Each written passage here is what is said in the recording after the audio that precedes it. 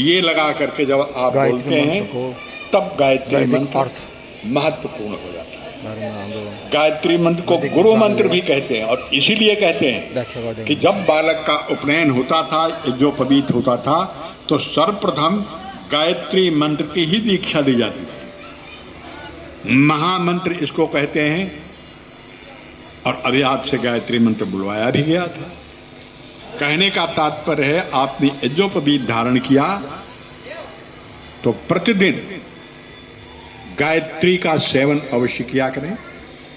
गायत्री का पाठ, गायत्री का जाप, और इससे लाभ क्या होगा?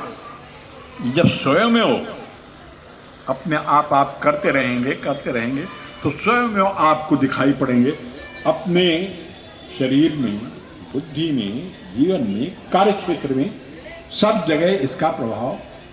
यज्ञोपवीत में 3 सूत्र हैं, 3 धागे हैं। ये 3 धागे भी हमें कुछ संकेत करते हैं, कुछ याद दिलाते हैं। प्रत्येक मनुष्य के ऊपर 3 प्रकार के ऋण होते हैं। ऋण माने कर्ज। और उन ऋणों को अगर आपने अदा नहीं किया, उन ऋणों से मुक्त नहीं हो गए, तो कर्जा लेकर के इस दुनिया से चले गए, मुक्त नहीं हुए, तो उसकी हमें भरपाई करनी होगी। इसीलिए हमारे ऋषियों ने ये 3 धागे जो दिए इसमें, तो उनका संकेत है कि प्रत्येक मानव पर 3 ऋण है। और वो मानव का मतलब केवल आप पुरुष न समझिएगा, पुरुष और स्त्री दोनों।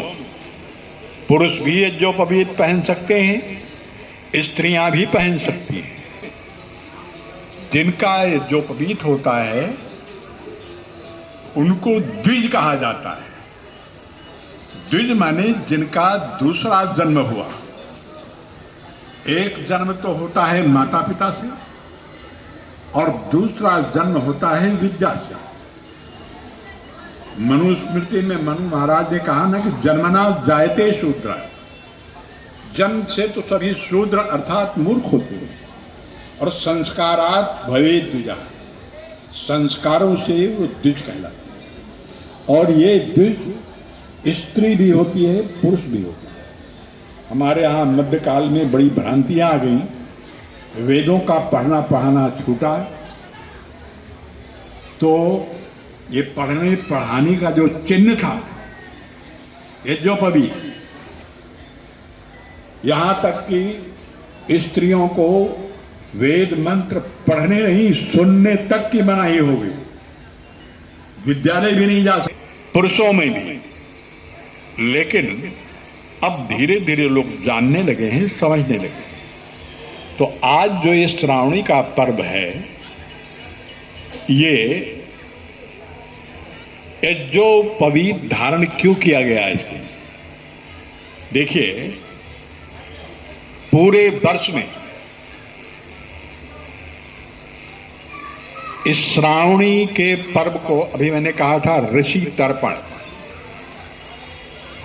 और ये जो सूत्र आपने धारण किए, ये 3 संकेत देते हैं कि एक तो हमारे ऊपर ऋषि ऋण है।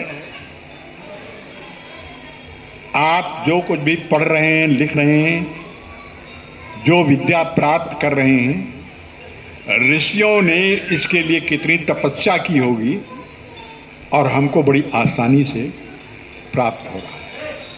यहां तक कि एक अक्षर भी सीखना, अक्षर हमने तो नहीं बनाया, आपने नहीं बनाया, ये तो देन ऋषियों की है कि कौन सा अक्षर है, कहां से उच्चारण किया जाएगा, कैसे। और सारा ज्ञान विज्ञान जितना भी है, इसके लिए ऋषियों ने मेहनत की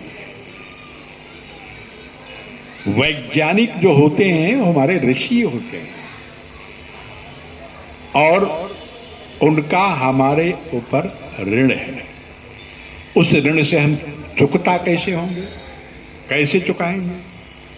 तो इसलिए ये श्रावणी पर्व निश्चित किया गया श्रावण की पूर्णिमा को, और ये चलता था 4 महीने।